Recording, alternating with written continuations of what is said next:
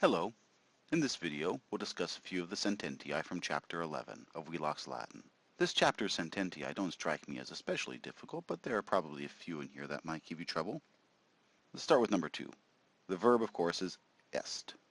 So we have at least a couple of things in the nominative to look for. A subject and a predicate noun or adjective. Well, carum is an adjective. This could be masculine or neuter. We don't know yet. But it's just an adjective.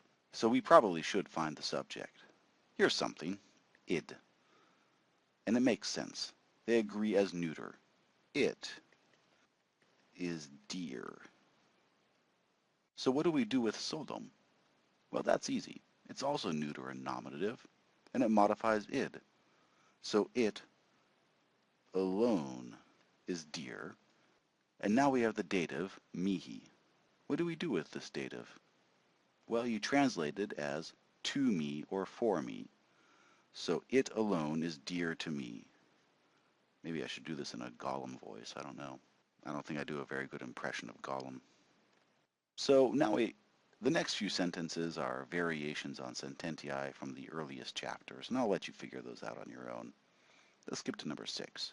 Quid hi de te nunc sentiunt. So where's the verb? Sentiunt. The personal ending is nt. So what kind of subject are we looking for? Well, third person plural, so we're looking for some sort of they subject. Does anything fit that? Well, yeah, we have he, the masculine plural. So these men. But before we go further, we have to remember this is fourth conjugation, and that can be tricky. So is sentiunt, is that present, future, or imperfect?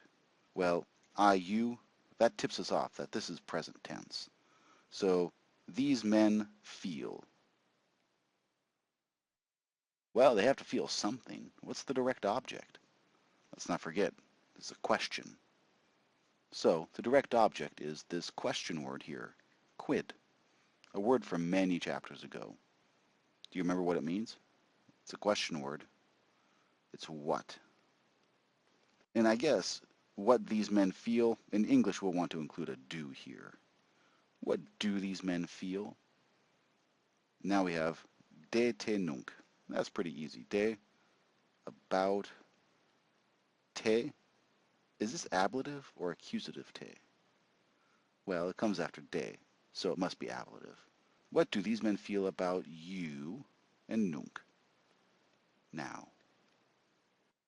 Okay, let's do number 7 too. Omnes idem sentiunt. Short and sweet. It's the same verb, sentiunt, so they feel, or some sort of plural subject feels. Omnes is glossed, so that'll be it. Wheelock says it's masculine, all men. Which is to say, we might as well just say everyone. And I'm not really sure why Wheelock specifies men, because this form can also be feminine plural. It could be a mix of men and women, but whatever. Everyone feels is how we'll put this for now. You could also say all men, I guess. Everyone feels, well, feels what? Idem. That can be neuter or masculine, so which makes the most sense?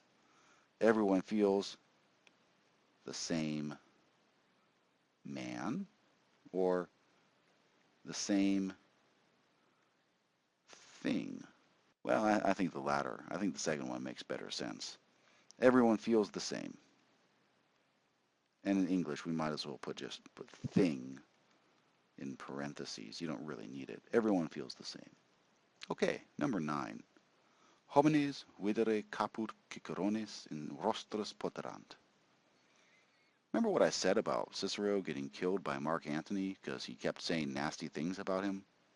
Well, yeah. Where's the verb? Well, we have two verbs, and one is possum posse, here in the form poterant. What tense is that? Well, the A gives it away. It's imperfect.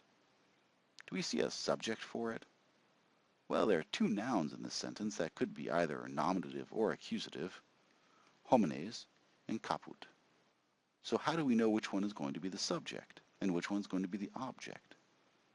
Well, the verb is plural. Poterant, nt. Homines is plural. Caput is singular. So homines must be the subject. So homines, men, poterant, were able. And now we have our complementary infinitive, videre, were able to see. And what were they able to see?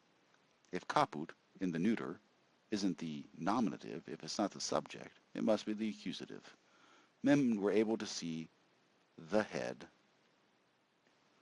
And then we get our genitive form of Cicero, the head of Cicero on the rostra.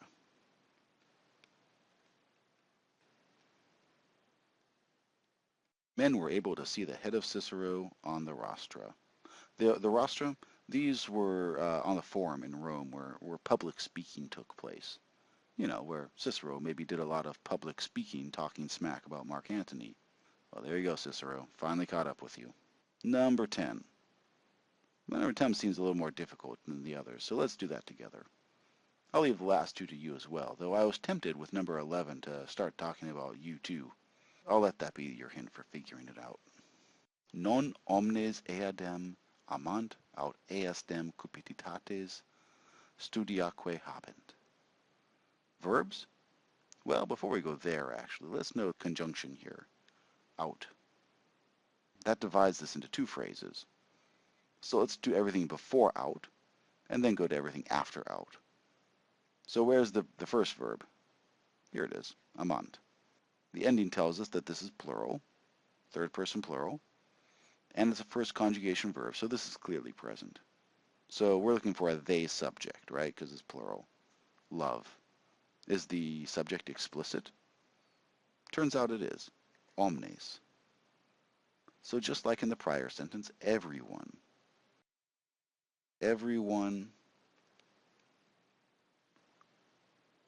loves. Everyone loves bacon? That's what I'm thinking. But actually it's negated here with non. So not everyone loves, and I guess we should gap this space here. So all we have left here before the conjunction is eadem. Not everyone loves, and this could be feminine, right? But there's a problem. If it's feminine, it's not in the accusative. It's in the nominative or maybe the ablative, but it's not in the ablative. And we do need an accusative here. So it can't be feminine. It has to be neuter, right? Neuter plural, actually, and that makes sense. Not everyone loves the same things. Neuter plural. Out or, and now the verb, have.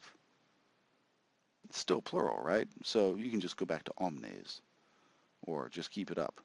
Not everyone loves the same things, or has. And now we have the plural feminine form of idem, eastem.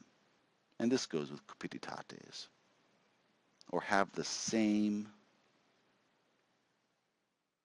we might say, passions or longings. Has the same passions. And studia.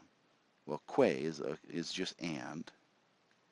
We could also put an et here instead of que. And studium, here in the plural, we can call it pursuits. Or not all men love the same things or have the same passions and pursuits. You know, maybe why Wheelock wants us to say omnes as all men instead of everyone is everyone in English is singular. So maybe it's not so great to say everyone loves. We want to say not all men love. You keep that plural sense. The same things or have the same passions and pursuits. Well, okay, as always, you'll look at the others on your own and we'll meet in conferencing.